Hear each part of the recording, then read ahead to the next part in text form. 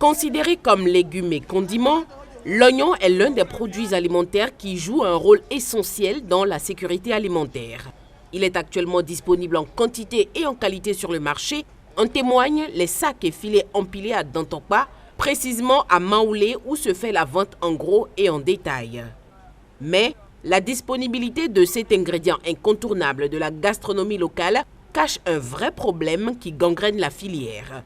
En effet, les grossistes subissent la concurrence déloyale des producteurs qui deviennent aussi commerçants de leurs propres marchandises, ce qui entraîne une fluctuation des prix non avantageux pour les grossistes qui s'engouffrent.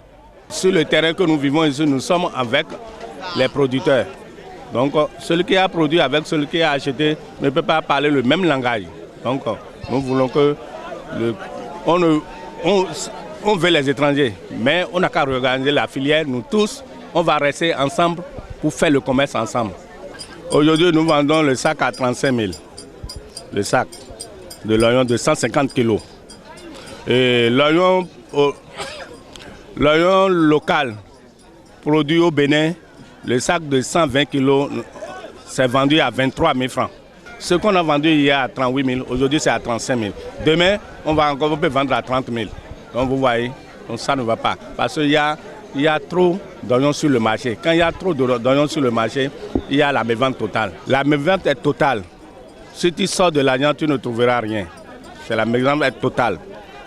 Maintenant, il y a aussi la production locale de chez nous aussi. C'est le même scénario qui se pose. La production locale de chez nous qui se trouve à Malanville, Bodjekali, eux, ils ont leur marché à part. Leur marché se trouve à Vossa. C'est la même chose. Ça ne va pas du tout. Tu viens ici sur le parc. Moi, j'étais ici, ça fait 40 ans, sur le parc. Mais le temps là, il n'y a pas le parc, là, on était derrière. Depuis le temps là, on compte ceux qui amènent l'oignon, les compte sur les doigts.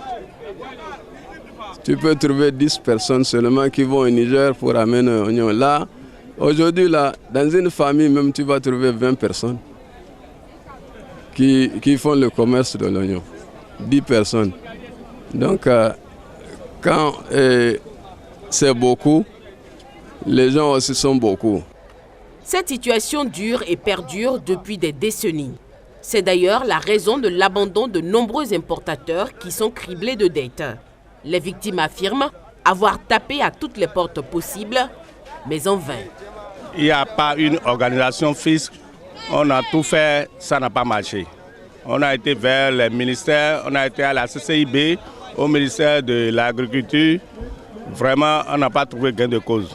Parce que le secteur d'oignon, si tu sors l'argent des millions, parce que ce que vous voyez ici, c'est des milliards, même si tu sors, tu ne trouveras rien dedans. C'est la mévente, c'est la perte totale. Les institutions de microfinance qu'on prend de l'argent, on ne trouve pas à payer leurs dettes. Nous sommes endettés totalement. Nous crions haut et fort. Ça ne va pas du tout. On a passé par tous les endroits, ça n'a pas marché. Tout récemment, on a été voir le procureur de la République. Ça n'a pas encore une suite favorable. On est en train, mais on n'a pas encore trouvé une suite favorable. À cette concurrence déloyale s'ajoutent les tracasseries routières durant le transport de la marchandise qui, faut-il le noter, est très périssable. La zone de camion a séché. Avant là, on a mis 1750, 2000. Et maintenant, un sac, il prend 2500. Ce n'est pas bon. Encore, il n'a pas marché encore. Puis là, encore avant là, 1200, 1300. Maintenant, un sac, c'est 2000. On n'a pas augmenté l'argent de gasoil de 500, 1 litre. 500, 1 litre, ce n'est pas ça. Ce n'est pas bon. On a souffert. Et on a acheté l'oignon là maintenant à la bourse. 15 000, 16 000, 16 500. Zouka Cotonou là-bas dépense 6 000 francs. On a vendu maintenant 24, 23, 22. Tu comptes là, il n'y a pas rien dedans. Tout un peu là, on a gagné là. Pour l'agent de camion, il prend ça. L'agent de camion, il prend ça. On a l'air toujours. On n'a pas gagné rien. il y a douanier pour prendre 10 000. Pour tu n'as pas payé 10 000 là, ils ont dit il faut décharger. Tout ils vont vivre camion, la partie de la camion là. Obligé pour camion prendre 300 sacs, 400 sacs. Tu n'as pas cherché des gens pour décharger ça, pour charger encore à cause de 10 000. Tu donnes 10 000 pour passer. C'est ça. Les revendeuses de l'oignon ne sont pas épargnées. Le vent de la mévente souffle également de leur côté et elles subissent aussi le diktat des pickpockets qui pullulent sur le marché.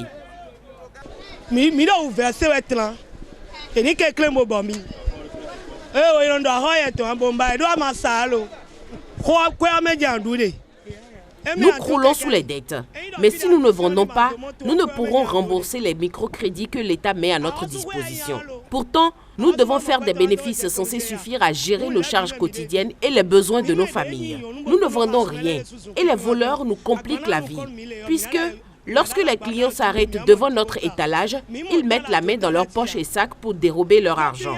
L'immeuble qu'ils ont construit à côté ne sert qu'à abriter ces voleurs. Pourtant, le commissaire fait son travail. Il est prompt dès qu'on crie aux voleurs. Mais ces éléments n'arrivent jamais à mettre la main sur ces détrousseurs. Finalement, je pense qu'ils doivent être parmi nous en permanence et en tenue civile.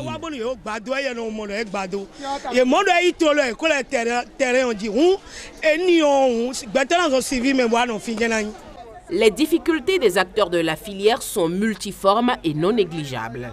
Entre autres, l'insuffisance de la production nationale de l'oignon qui demeure saisonnière, la moindre qualité de la variété locale qui pourrit plus vite que celle importée et le manque de technologies adaptées pour la conservation en quantité sur une longue durée.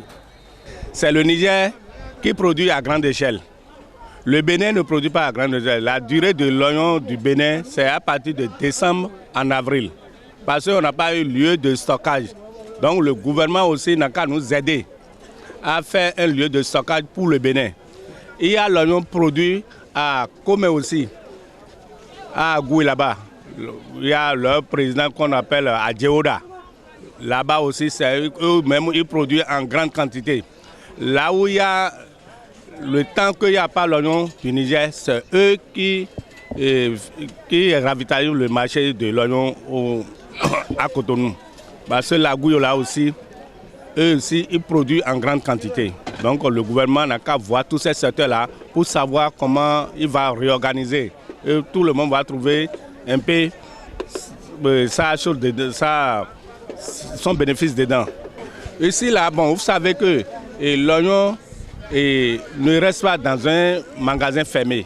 Ça doit rester à l'air libre pour que ça trouve le vent. Parce que si on enferme dans un magasin là, deux jours après là, ça devient de l'eau. C'est pour cela même le nouveau marché qu'on veut nous construire, on les a dit le plan qu'ils vont faire, on ne doit pas rester dans un magasin, on va construire des hangars plus hauts pour que le vent rentre dedans de part et d'autre. En fin de compte, la production locale d'oignons reste peu compétitive sur le marché. Les oignons disponibles proviennent principalement du Niger, suivi du Burkina Faso et même parfois du Nigeria. Il importe donc de prendre des dispositions pour une organisation plus fiable de la filière au Bénin.